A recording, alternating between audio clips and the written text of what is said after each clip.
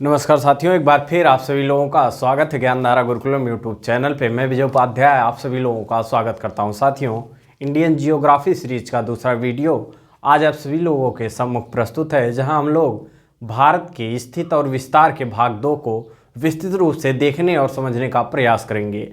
प्रिय साथियों, यदि आप लोग नए हैं और पहले वीडियो को नहीं देखे हैं तो लिंक आपको डिस्क्रिप्शन में मिलेगा। आप लोग जाएं और भारत की जियोग्राफी अर्थात भारत के भूगोल के पहले वीडियो को ज़रूर देखें। आशा करते हैं आपको यह वीडियो पसंद आएगा। पसंद आने पर लाइक और शेयर करना बिल्कुल ना भूलें। बने रहें ज्ञानधारा गुरुकुलम के साथ। आइए साथियों, स्टार्ट करते हैं आज के अपने टॉपिक भारत के स्थित और विस्तार के भाग 2 को। साथियों, जब हम भारत के आज इस वीडियो में हम लोग भारत के स्थित और विस्तार को देखेंगे तो ग्लोब में पहले भारत की स्थिति को देखा जाए तो भारत उत्तरी गोलार्ध में स्थित है, और इसके विस्तार को हम लोग देखें तो क्या भारत 8 अंश 4 मिनट उत्तरी अक्षांश से 37 अंश 6 मिनट उत्तरी अक्षांश तथा 68 अंश 7 मिनट पूर्वी देशांतर से 97 अंश 25 मिनट पूर्वी देशांतर तक फैला हुआ है। कहाँ? भारत के विश्व के ग्लोब में भारत का विस्तार कैसे है? तो भारत 8 अंश 4 मिनट उत्तरी अक्षांश से 37 अंश 6 मिनट उत्तरी अक्षांश तथा 68 अंश 7 मिनट पूर्वी देशांतर से 97 अंश 25 मिनट पूर्वी देशांतर तक भारत फैला हुआ है। ठीक है, यह विस्तार हो गया भारत का। और भारत का अक्षांशीय और देशांतरीय विस्तार जो कुल है वह कितना है? तो 30 अंश। आपको याद रखना है, भारत का अक्षांशीय और देशांतरीय विस्तार 30 अंश है। ठीक है, अब तक हम लोगों ने देख लिया भारत का ग्लोब में विस्तार कैसे है और भारत का कुल अक्षांशीय और देशांतरीय विस्तार कितना है, तो 30 अंश आपको याद रखना है। अब आते हैं हम लोग कुछ अन्य बिंदुओं की तरफ जो कि प्रतियोगी परीक्षाओं की दृष्टि से बहुत ही महत्वपूर्ण है। तो सर्वप्रथम जब बात की जाए भारत के उत्तर से दक्षिण की कुल जो मुख्य भूमि की दूरी है वह कितनी है, अगर आपसे यह प्रश्न आए तो जम्मू कश्मीर से कन्याकुमारी अर्थात उत्तर से दक्षिण भारत की कुल दूरी कितनी है? तो 3214 किलोमीटर आपको याद रखना है। जम्मू कश्मीर से कन्याकुमारी तक की दूरी 3214 किलोमीटर है। ठीक है, इसके बाद आते हैं हम लोग अरुणाचल प्रदेश से कहाँ तक? गुजरात तक की अर्थात पूर्व से पश्चिम तक की कुल जो मुख्य भूमि की दूरी है वह कितनी है? तो आपको याद रखना है 2933 किलोमीटर। आपको याद रखना है 2933 किलोमीटर पूर्व से पश्चिम तक अर्थात अरुणाचल प्रदेश से कहाँ तक? गुजरात तक की जो मुख्य भूमि की दूरी है वह 2933 किलोमीटर आपको याद रखना। अब तक हम लोगों ने साथियों भारत के विस्तार को देखा और कुल विस्तार कितना है इसको भी देखा, और उत्तर से दक्षिण और पूर्व से पश्चिम कितनी मुख्य भूमि की दूरी है इसको भी हम लोगों ने देखा। इसके बाद हम लोग आते हैं 82 अंश 30 मिनट पूर्वी देशांतर रेखा जो है वह इलाहाबाद के नैनी से गुजरती है। आपको याद रखना है, प्रतियोगी परीक्षाओं में बार बार यह क्वेश्चन आता रहता है कि 82 अंश कितना 30 मिनट पूर्वी देशांतर रेखा कहाँ से गुजरती है? तो आपको याद रखना है इलाहाबाद के, उत्तर प्रदेश के इलाहाबाद के नैनी शहर से। यदि आप इलाहाबाद में रह के तैयारी करते हैं या उत्तर प्रदेश से बिलोंग करते हैं तो आप जरूर इलाहाबाद यदि रहते होंगे तो आप सेंटर प्रतियोगी परीक्षाओं का बराबर नैनी शहर जाता रहता है। तो इस प्रकार जो 82 अंश 30 मिनट पूर्वी देशांतर रेखा वह इलाहाबाद के नैनी से गुजरती है। ठीक है साथियों, इसके बाद आते हैं हम लोग भारतीय मानक समय जो है वह ग्रीनविच माध्य समय से 5 घंटे 30 मिनट आगे है। ठीक है, कितना? जो भारतीय मानक समय है वह ग्रीनविच माध्य समय से 5 घंटे 30 मिनट आगे है। ठीक है, अब तक हम लोगों ने देख लिया जो कुछ महत्वपूर्ण बिंदु जो भारत की स्थिति और विस्तार से प्रायः प्रतियोगी परीक्षाओं के दृष्टि से भी महत्वपूर्ण है और बराबर प्रतियोगी परीक्षाओं में आते रहते हैं। ठीक है, आशा करते हैं आपको पसंद आ रहा होगा। चूंकि हमारा प्रयास है जो भी टॉपिक बताया जाए वह आपके लिए ना ही उपयोगी हो बल्कि बराबर आप उससे कुछ इस वीडियो से बराबर कुछ लाभांश लेते रहें, और आशा करते हैं आप यह वीडियो शेयर भी करते रहें। प्रिय साथियों, केवल आप ही लाभ ना लें, अन्य जो अभ्यर्थी हैं प्रतियोगी परीक्षाओं के उनसे यह वीडियो उनके पास भी आप भेजें और शेयर करते रहें। इससे मेरा उत्साह भी बढ़ता रहेगा और कंटिन्यू आपको जीएस से रिलेटेड वीडियो देखने को ज्ञानधारा गुरुकुलम यूट्यूब चैनल पे मिलते रहेंगे। ठीक है, उसके बाद आते हैं हम लोग अब मानचित्र की तरफ हम लोग ध्यान दें। चूंकि मानचित्र से जब किसी टॉपिक को पढ़ा जाए तो चूंकि यह जियोग्राफी सीरीज का वीडियो है तो मानचित्र का आना स्वाभाविक है। मानचित्र से समझना भी बहुत आसान हो जाता है और कोई भी बिंदु आसानी से माइंड में सेट होता है। ठीक है, अब हम बात करेंगे भारत का सबसे उत्तरी बिंदु कौन है, भारत का सबसे दक्षिणी बिंदु कौन है, भारत का सबसे पूर्वी बिंदु कौन है, भारत का सबसे पश्चिमी बिंदु कौन सा है। ठीक है, तो हम लोगों ने पहले वीडियो में ग्लोब देखा था कि ग्लोब में इधर नॉर्थ होता है, इधर साउथ होता है, इधर ईस्ट होता है, इधर वेस्ट। ठीक है साथियों, ये हो गया आपका ग्लोब। ग्लोब में इधर नॉर्थ, इधर साउथ, इधर ईस्ट, इधर वेस्ट। ठीक है, तो इस प्रकार भारत का उत्तर इधर है, दक्षिण नीचे है, पूर्व इधर है और पश्चिम इधर है। ठीक है, तो भारत का सबसे पहला क्वेश्चन यही कि भारत का सबसे उत्तरी बिंदु कौन सा है, सबसे उत्तरी बिंदु कौन सा है, तो इंदिरा कॉल आपको याद रखना है।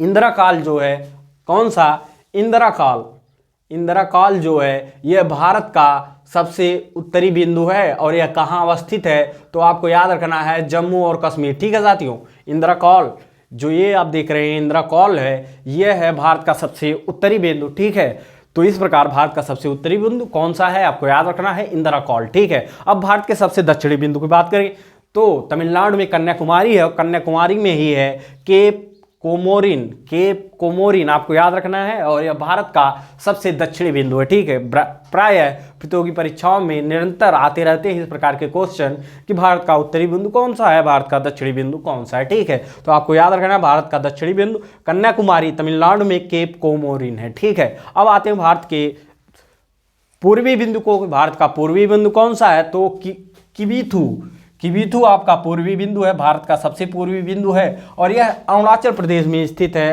अरुणाचल प्रदेश में अवस्थित है। आपको याद रखना है भारत का सबसे पूर्वी बिंदु किबूथी है जो कि अरुणाचल प्रदेश में स्थित है। अब आते हैं हम लोग भारत के सबसे पश्चिमी बिंदु को, तो भारत का सबसे पश्चिमी बिंदु गौर या मोती जो कि सरक्रीक गुजरात में अवस्थित है। कहाँ, सरक्रीक गुजरात में अवस्थित है। ठीक है, तो हम लोगों ने अब तक देख लिया कि भारत का सबसे उत्तरी बिंदु कौन सा है, भारत का सबसे दक्षिणी बिंदु कौन सा है, भारत का सबसे पूर्वी बिंदु कौन सा है, भारत का सबसे पश्चिमी बिंदु कौन सा है। ठीक है, आशा करते हैं आपको समझ में भी आ रहा होगा साथियों। इस प्रकार जब हम लोग आगे चलते रहें तो हम देखते हैं, चूंकि हम मानचित्र पे ज़्यादा ध्यान देंगे कि भारत का मानचित्र कैसा है और इससे कितने क्वेश्चन बन सकते हैं, अर्थात टॉपिक क्या है हम लोगों का, भारत का स्थित और विस्तार। तो भारत की स्थित और विस्तार से जितने भी क्वेश्चन बनने हैं हमारा प्रयास है कि आपके मध्य वह रखा जाए, जिससे ना केवल वह बिंदु आपको तैयार हो, वह टॉपिक तैयार हो, बल्कि प्रतियोगी परीक्षाओं के लिए आप बेहतर प्रदर्शन करें इस टॉपिक को देखने के बाद। साथियों, हम भारत की स्थित और विस्तार को देख रहे हैं, तो अब तक हम लोगों ने देख लिया कुछ महत्वपूर्ण बिंदु जो आपके सामने रखे गए कि उनसे कैसे क्वेश्चन आ सकते हैं, वह महत्वपूर्ण बिंदु कौन से। अब आते हैं हम लोगों ने देख लिया भारत के मानचित्र में भी कि भारत का उत्तरी बिंदु कौन सा है, भारत का दक्षिणी बिंदु कौन सा है और भारत का सबसे पूर्वी और सबसे पश्चिमी बिंदु कौन सा है। ठीक है, गुजरात में अवस्थित है सरक्रीक में गौर जिसे हम लोग भारत का सबसे पश्चिमी बिंदु है। ठीक है साथियों,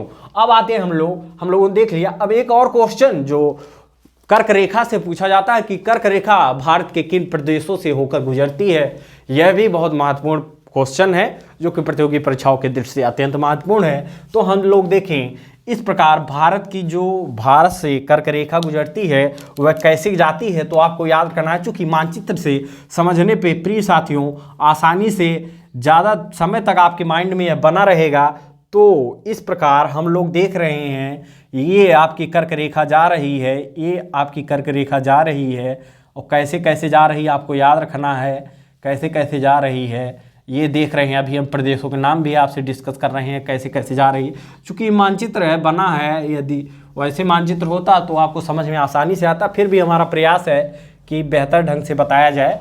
तो ये आपकी जो ये देख रहे हैं ये आपकी जा रही है कौन सी रेखा, कर्क रेखा, नाम याद रखना है साथियों, कर्क रेखा। अब टोटल कितने राज्य हो गए जिनसे कर्क रेखा गुजरती है, तो आप काउंट कर सकते हैं कौन कौन सा हो गया, कितने राज्य हैं। तो पहला राज्य गुजरात हो गया, दूसरा राज्य हो गया आपका मध्य प्रदेश और तीसरा राज्य हो गया कौन सा, ये आप देख रहे हैं झारखंड हो गया और ये हो गया आपका पश्चिम बंगाल, इधर हो गया त्रिपुरा, इधर हो गया मिजोरम और एक बचा जो छत्तीसगढ़। ठीक है, तो कितने राज्य हो गए टोटल?